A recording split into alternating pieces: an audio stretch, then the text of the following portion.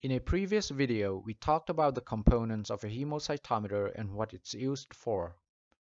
In this video, we're going to count the number of red blood cells in a sample of human blood using the hemocytometer. You may use blood from any animal to count the RBC population. For this experiment, you will need the following: counting chamber, RBC pipette, blood sample either from a pricked finger or from a sample drawn from the vein and stored in a tube containing an anticoagulant, RBC diluting solution, compound light microscope, cotton and rubbing alcohol. Take the RBC pipette pre-cleaned with alcohol.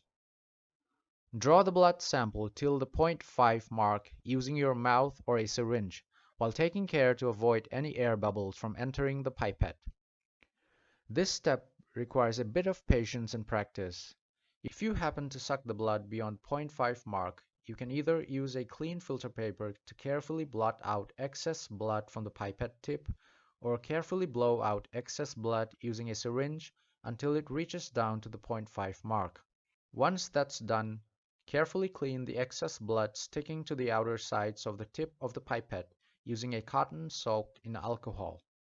Now carefully draw the RBC diluting solution up to the 101 mark on the pipette.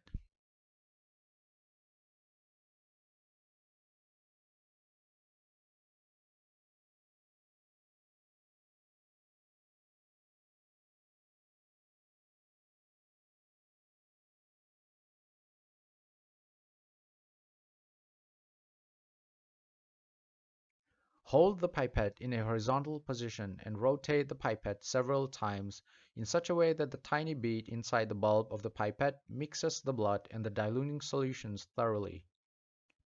Once thorough mixing has been accomplished, the blood sample now has a 200 times dilution.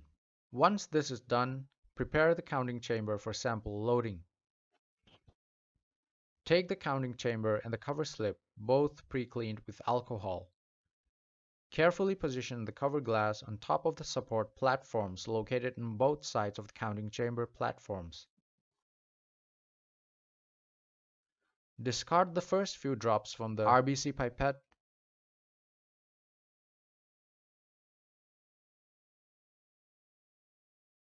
Carefully position the tip of the pipette on one edge of the cover glass. Allow the contents of the pipette to gradually flow into the narrow space between the cover glass and the counting chamber via a capillary force like you see here. You may load the other counting chamber as well in a similar fashion.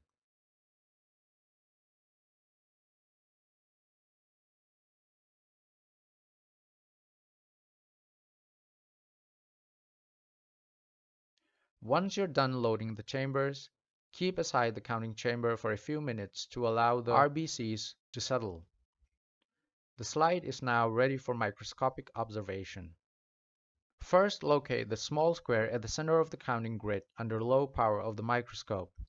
You may refer to my previous videos on hemocytometer to see which of the squares in the counting chamber are to be used for RBC counting.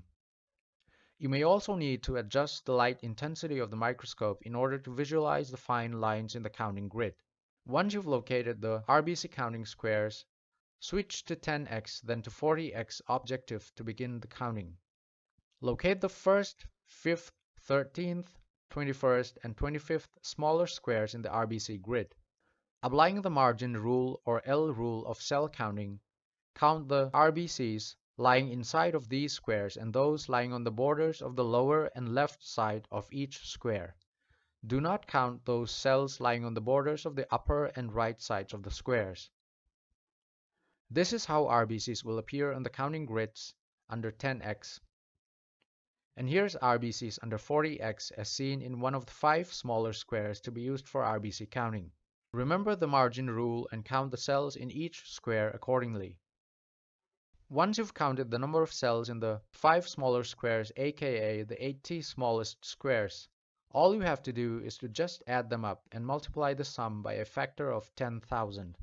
This gives you the total RBC count per cubic millimeter of blood sample.